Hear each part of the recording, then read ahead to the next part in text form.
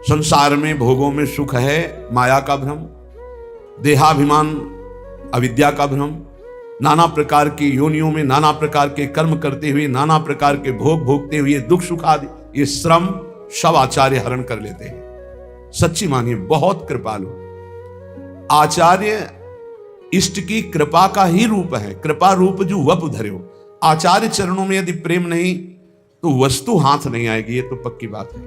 प्रायः आचार्य चरणों में प्रीति नहीं होती। भेष ले लिया, मनमानी आचरण जीवन यापन कर रहे हैं, पर आचार्य निष्ठा बहुत दुर्लभ बात। आचार्य ही गुरुदेव है, गुरुदेव ही आचार्य है, और गुरुदेव आचार्य की निष्ठा ही इष्ट प्रीति रूप धारण करती है। नहीं तो पूरा जीवन व्यतीत हो जाता है इसी भ्रम में, इसी तम अज्ञान अंधकार में, इसी श्रम नाना प्रकार की भोग वासनाओं में। इनका नाश नहीं हो पाता, इनका नाश होता है आचार्य कृपा से। आचार्य कृपा का स्वरूप है उनकी आज्ञा पे चलना, उनके अनन्य हो जाना, उनके द्वारा जो उपदेश है उसे जीवन में उतार लेना, अन्य बात न स्वीकार करना, अनन्य होकर के रहना। बहुत लाभ है। अभी आप परम पद में हैं, अभी आप जीवन मुक्त हैं यदि आचार्य निष्ठावान हैं।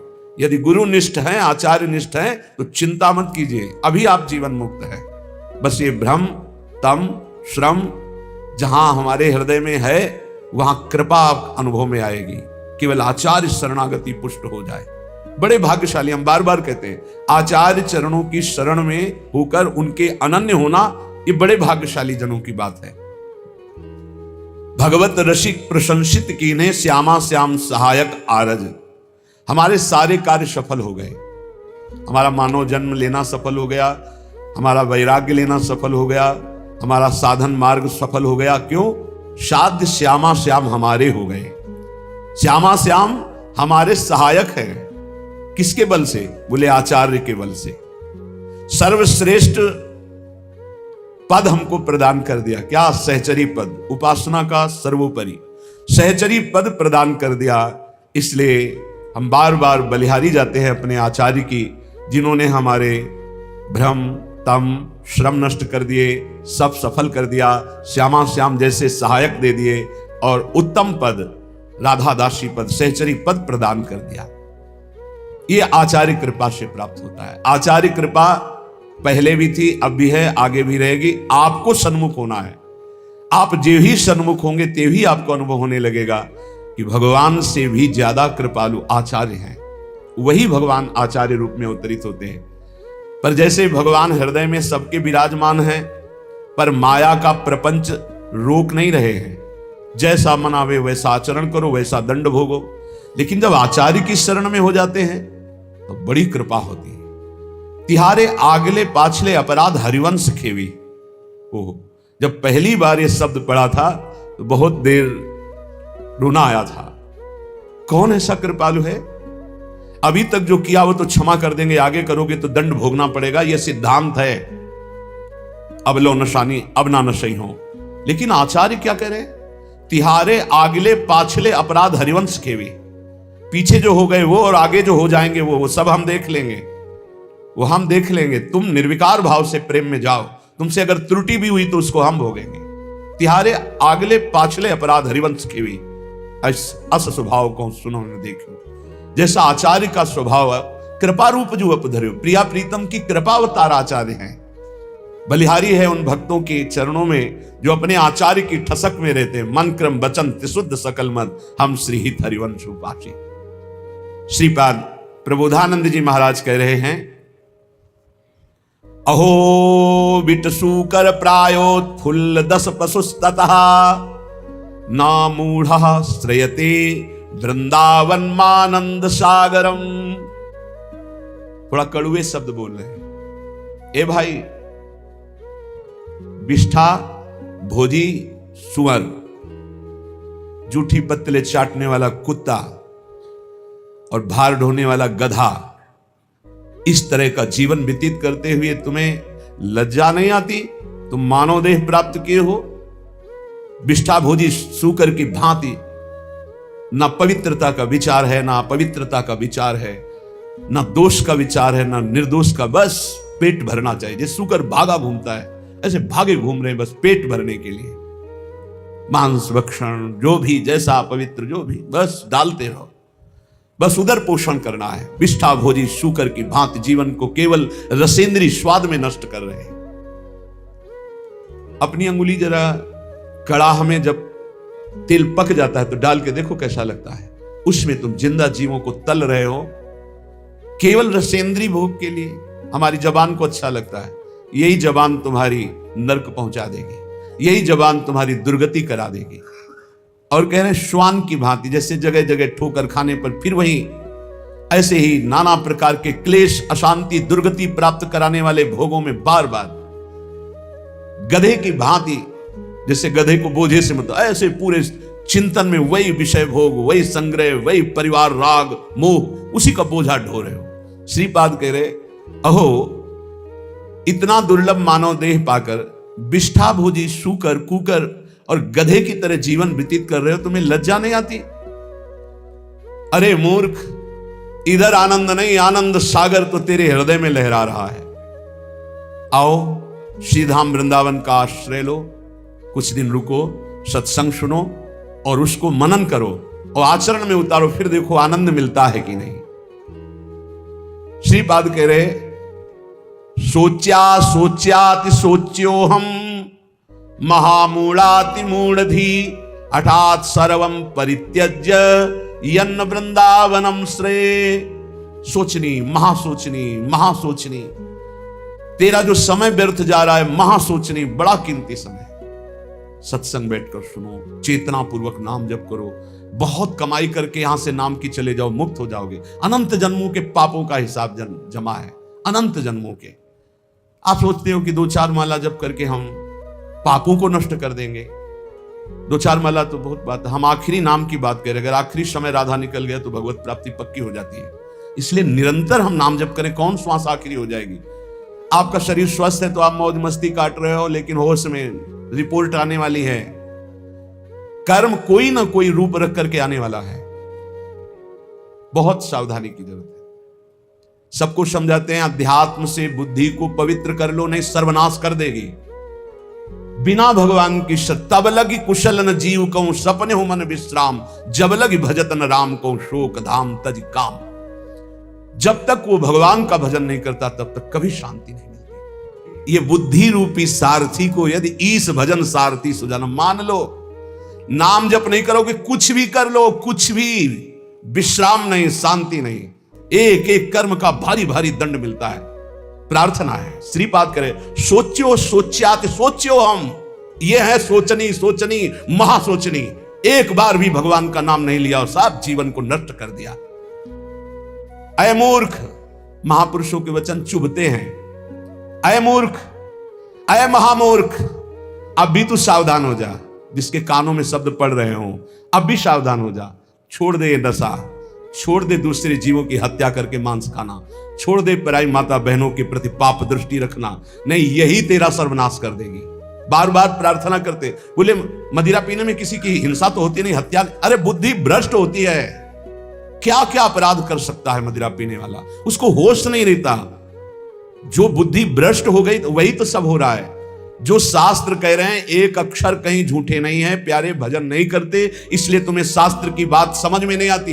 एक एक शब्द शास्त्र के सच्चिदानंद भगवान के भाव में डूबे हुए महापुरुषों ने लिखा है, जो परम अनुभवगम सत्य है। कल एक उपासक अपनी मना स्थिति का वर्णन कर रहे थे कि मैं भगवत साक्षात्कार कर चुका हूं आनंद में, अब हमारी ऐसी ऐसी थोड़ी परेशानियां हैं और ये कैसा था। फिर उनसे कहा कि भाई फिर धोखे में मत रहो। एक बार भगवदानंद की अनुभूति होने के बाद नहीं स्वात्मारामम विषय मृग तृष्णाम भ्रमयति, आत्माराम पुरुष, भगवदानंद को प्राप्त पुरुष, भगवत साक्षात्कार पुरुष के ऊपर कभी किसी भी द्वंद्व का प्रभाव नहीं होता। कहीं पीतल को सोना मत मान लेना, नहीं तो वास्तविक भगवत प्राप्ति से वंचित हो जाओ। आज जिसको देखो, अरे आनंद कोश से आनंद मिल रहा है, अभी आनंद सिंधु में थोड़ी तुमने डुबकी लगाई है। सही ढंग से चलो तो आनंद सिंधु में डूब जाओगे, उन्हीं के अंश हो। श्रीपाद कह रहे हठात सर्वम परित्यज्य यत्र वृंदावनम श्रेय, जहां बिगाड़ नहीं सकता। देखिए अम्बरीश जी को दुर्वासा जी ने नष्ट करना चाहा, क्या हुआ? त्रिभुवन में भागे घूमे, कहीं चैन नहीं मिला दुर्वासा जी को। प्रहलाद जी को हिरण्यकश्यप ने नष्ट करना चाहा, क्या हुआ? भगवान ने नरसिंह रूप रख के हर वरदान के बीच का रास्ता निकाल के फाड़ के फेंक दिया। न दिन है न रात संध्या, न अस्त्र है न शस्त्र, न खून, न जीवित है न निर्जीव, न ब्रह्मा का बनाया हुआ नर है न पशु, नरसिंह रूप, न घर के भीतर है न बाहर डेहरी पे बैठे हैं। हर वरदान फेलकर फाड़ के फेंक दिया। और प्रहलाद जी के कहीं खरोच भी कभी पूरे जीवन में नहीं लगी। भगवत ऋषि जी कह रहे हैं, ध्रुव जी क्या स्थिति थी, चाटा मार करके गोद में भी बैठने नहीं दिया है, तो इस सिंहासन का अधिकारी।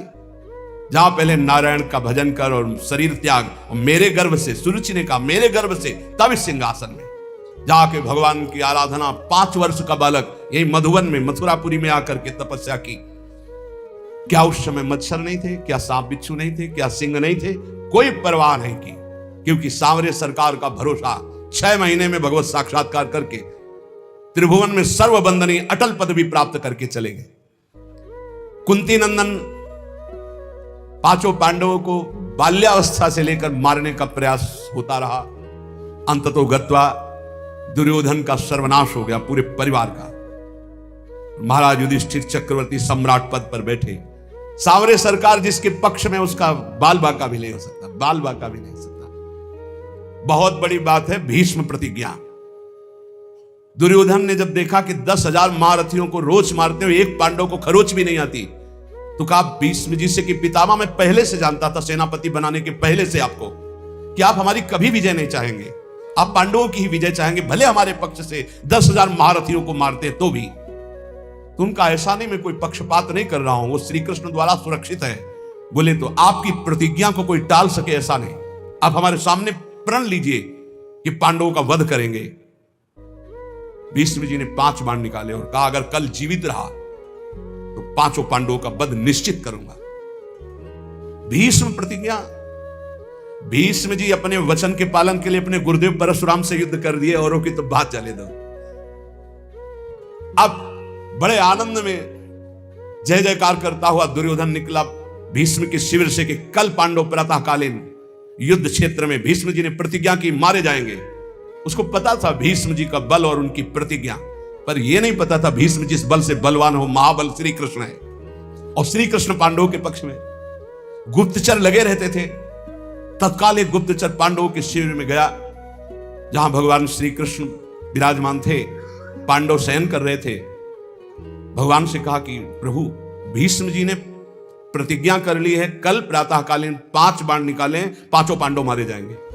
खड़े हो गए भगवान, क्योंकि भीष्म महाभागवत और महावीर, परम पवित्र वचन वाले, परम पवित्र आचरण वाले, परम पवित्र चिंतन वाले महात्मा हैं। भगवान खड़े हो गए, टहलने लगे, विचार किया कि क्या किया जाए। द्रौपदी के शिविर में गए। द्रौपदी ने कहा प्रभु, बोले हमें भी सूचना मिल चुकी है, आपको बताने की जरूरत नहीं, जल्दी तैयारी कर, मुझे दासी के वस्त्र दे, एक बार मैं पांडवों से फिर मिलकर आता हूं। वहां गए, पांडव जगह बैठे थे। तो उन्होंने कहा कि तुम्हें पता चला? बोले हाँ प्रभु पता चला। शांति से कैसे बैठे हो? बोले आप अशांत हो इसलिए मैं शांत हूं। आप अशांत, जिसकी आप रक्षा करने के लिए अशांत हो चुके हो, चंचल हो चुके हो, अब मुझे क्या परवाह है? अरे बोले तुम तो बातें भलाते हो। भगवान ने दासी वस्त्र धारण किए, द्रौपदी के दासी के वस्त्र धारण किए। नटवर नागर है, लीला बिहारी। और द्रौपदी से कहा आगे आगे चलो, मैं पीछे पीछे चल रही हूं तुम्हारे। पूरी घाघरा और सब से पहरे। जो इस शिविर के प्रथम द्वार पर गए तो उनका पादुका उतारो, जो दासी का कर्तव्य है, और अपने पीतांबर में अंदर पादुका ली और दरवाजे पे खड़े हो। बोले जाओ, इतना घूंघट रखना, इस समय मैं देख रहा हूं मेरे ध्यान में है, जाकर प्रणाम करना, फिर जो होगा आगे का खेल हम संभालते हैं। वो गए, पितामह के चरणों में प्रणाम किया, घूंघट। तो सोचा अभी दुर्योधन गया प्रण करवा के, उसी की बधू आई होगी, उनका सौभाग्यवती भाव। द्रौपदी जी ने घूंघट हटाया और कहा ये सत्य माने जो अभी आपने कहा सौभाग्यवती भाव, या थोड़ी देर पहले आपने 5 बाण निकाले हमारे पतियों की वध करने के लिए, हत्या करने के लिए, वो माने? भीष्म जी का माला छूट गया, संध्या के समय भजन कर रहे थे। बोले ऐसा तो फंसाने वाला केवल वही है, दूसरा तो फंसा ही नहीं सकता। अभी अभी थोड़ी देर में ही इतना बड़ा फंसाव कर देना, कहां है वो? कुछ नहीं बोली द्रौपदी जी। खड़े हुए भीष्म जी, दृष्टि डाली तो दरवाजे पे दासी वेश में जगत गुरु सांवरे सरकार खड़े। नजदीक गए, पकड़ा ऐसे, बोले ऐसे, तुम हमारे प्रण को तोड़ना चाहते हो। तो देखा जूतियां द्रौपदी की गिर पड़ी, भीष्म जी के आंसू आ गए। कहा शिवविरंच जिसके चरण रखने की चौकी को नमस्कार करते हैं, वो अपने भक्त की पादुका लिए खड़े हैं। प्रभु जब आप इनके सुहाग की रक्षा का तो काल की भी ताकत नहीं। द्रौपदी से कहा बेटी वास्तविक तो सौभाग्यवती है जिसके रक्षक श्री कृष्ण। फिर भाव बदला और कहा हे कृष्ण, यदि आपने मेरा प्रण तोड़ा तो कल युद्ध में आपका प्रण न तोड़ दूं तो गंगा पुत्र शांतनंदन भीष्म नहीं कहा।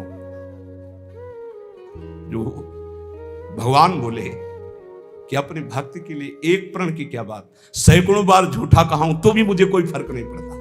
सच्चिदानंद भगवान कह रहे हैं अपने भक्त के लिए मुझे 100 बार यदि झूठा कहलाना पड़े तो मैं 100 बार झूठा कहला, एक प्रण तोड़ने की बात क्या है।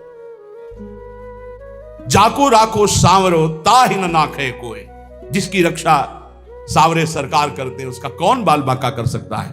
बोले कुंती नंदन जोए विभीषण गजपति ऐसी अमोघ शक्ति रावण ने विभीषण को चलाई थी। ये भ्रातृद्रोही, हमारी पूरी लंका का नाश करने वाला राजद्रोही, मैं तुझे मृत्यु दंड देता हूं, अब काल भी नहीं बचा सकता। और मंत्र का शक्ति संचार करके जे ही भाले का प्रहार किया तो तुरंत विभीषण पाछे मेला, सन्मुख राम सहयो सोई सेला। भगवान ने उसको अपनी ताकत से नष्ट नहीं किया, तुरंत विभीषण पाछे मेला, सन्मुख राम सहयो सोई सेला। उस महान शक्ति संपन्न सेला को, बर्छी को भगवान ने अपनी सीधे छाती पे सही, विभीषण को पीछे कर लिया और वो शक्ति अंतर ध्यान हो गई। भगवान के कहीं सच्चिदानंद अंग में पीड़ा थोड़ी पहुंचा सकती है। कह रहे कुंती नंदन जो विभीषण गजपति जैसे। थक गया गजेंद्र जब देखा कि अब की झटके में ग्राह ले ही जाएगा, पुकारा हरि। भगवान गरुड़ जी को छोड़कर नंगे पैर दौड़े और सुदर्शन चक्र जी से ग्राह को परम पद और गजेंद्र को बाहर किया। जाको राखो सांवरो ताहि न नाखे कोई। विश्वास रखना चाहिए, हम भगवान की शरणागत हैं, हमारा कोई बाल बांका नहीं कर सकता। और जाको आदर हरि करे तासु अनादर कौन, जवासु अनादर हरि करे ताको आदर कौन। भगवत ऋषि जी कह रहे हैं जिसका आदर भगवान श्याम सुंदर करें उसका आदर कौन नहीं करेगा त्रिभुवन में, सबको करना होगा। और जिसका अनादर प्रभु कर दे पे उसका कोई आदर कर सके ऐसा नहीं। भगवान किसी का अनादर नहीं करते हैं, पर जो भगवान की आज्ञा का उल्लंघन करता है, धर्म विरुद्ध आचरण करता है, पापाचरण करता है, फिर भगवान उसका अनादर कर देते हैं। जाको आदर हरि करे तासु अनादर कौन। जब सुपच वाल्मीकि की पूजा कराई तो राजसूय यज्ञ में बड़े बड़े महात्मा ब्रह्म ऋषि भगवान शंकर सब आए हुए थे। सब आश्चर्यचकित हो गए कि यज्ञ की पूर्णता ऐसे अकिंचन, ऐसे दैन्य महापुरुष के द्वारा पूर्ण कराई भगवान ने। राजसूय यज्ञ में जय जयकार मच गई, सबसे बड़ी पूजा हुई सुपच वाल्मीकि की। जाको आदर हरि करे तासु अनादर कौन, और जासु अनादर हरि करे ताको आदर कौन। जिसको हरि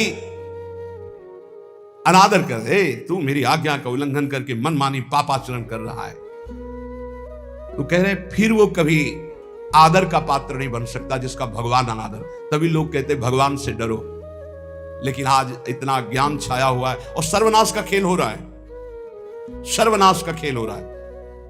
कैसे कैसे दृश्य उपस्थित हैं, आप लोग तो संसार में सीख लो ना। इस संसार से ये शिक्षा देता है, ये संसार शिक्षा देता है। नवीन नवीन पशुओं के शरीरों खा रहे तो उनके बच्चे वो गाड़ी से उतर करके जल लाने के लिए गए, शीशा लाख हो गया, पता नहीं कैसे आग लगी, चिल्लाता रहा वो पूरा परिवार गाड़ी में, वो बाहर ऐसे तड़प रहा है पानी लिए, पूरा परिवार जल रहा है। खाओ तो दिखा रहे हैं तुम्हारे। ये बहुत सावधान, ये हम ऐसे नहीं चिल्लाते मांस मत खाओ, शराब मत पियो, पराई माता बहनों की तरफ पाप दृष्टि मत करो, किसी का धन अपहरण मत करो, ऐसे नहीं कह रहे। बहुत शास्त्र सम्मत बात कह रहे हैं, बहुत मंगल की बात कह रहे हैं। मान लो अभी जबान को रोक लो, अभी गंदी बातें रोक लो, भगवान के नाम में बड़ी सामर्थ्य है, आपको बल मिलेगी। ताको आदर कौन इंद्र अद्यापि जो देखो, गोवर्धन गिरिराज भयो सब पूज्य विषेखो। देखो भगवान ने जब इंद्र को ऐसे करके गिरिराज जी का, आज तक गिरिराज जी की जय जयकार हो रही। क्या बिगाड़ लिया इंद्र ने ब्रजवासियों का। भगवत रसिक अनन्य पान गहि लीनो ताको। बस ये कुछ ऐसे शब्द हैं जो हृदय में एकदम, भगवत रसिक अनन्य पान गहि लीनो ताको। भगवान ने जिसका हाथ पकड़ लिया सुरजन सब अनुकूल करे दुर्जन कहा जाको। समस्त दैवी शक्तियां उसके अनुकूल हो जाती। ये दुर्जन लोग, दुष्ट लोग कुछ उसका बिगाड़ नहीं सकते, जिसको भगवान सांवले सरकार अपने पक्ष में कर ले। इसलिए उपासक को धाम की कृपा से, रसिकों के संग से जो आराध्य देव की प्रियता प्राप्त होती है, निर्भय हो जाए।